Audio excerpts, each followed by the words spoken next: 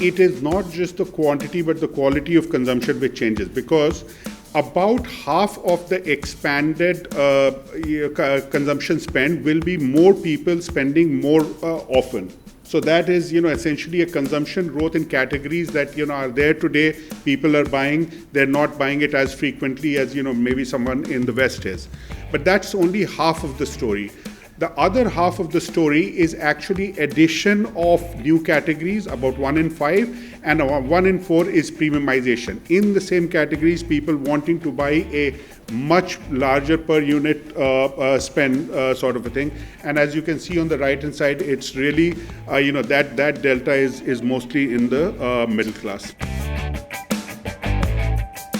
If you look at India only in terms of delivered revenues, as a percentage of your global business, you are seriously underestimating the impact that you can create by having a scale and good business in India.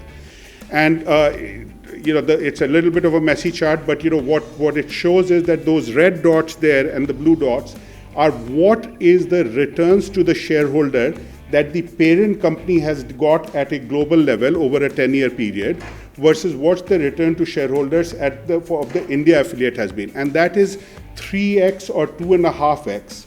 So if you look at in terms of the market capitalization of a well-run Indian affiliate of a multinational, that will already account for anywhere from 20% to, in some cases, as much as 40% of the global market cap.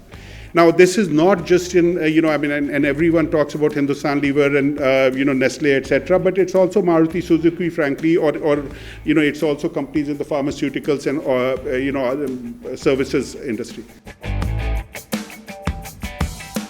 If you look at what's happening on the e-commerce and the digital space, which is again, the Amitabh also talked about it, and of course, it's a signature story of the present government. The thing to realize is that majority of the shoppers are already in the digital funnel. Unlike China, they're not transacting yet. That's because of various reasons, and I'm going to talk to you about, how even that is just, we are on the cusp of that change happening. But the large numbers that you see at the top of the funnel here, it comes down to about 250 million online shopper today, which is going to more than double over the course of the next 4 years.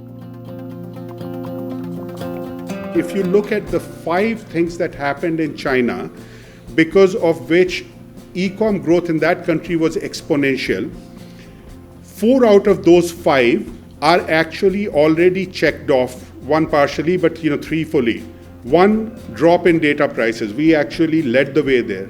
Second, which is what we are, kind of in the midst of that transition, which is the uptick in GDP. When we cross about 4,500 per cap GDP, that's when the non-discretionary, the discretionary spends on, actually explodes substantially.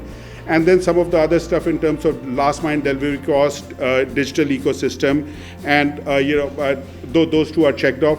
The social and alternate models, that's not so much here.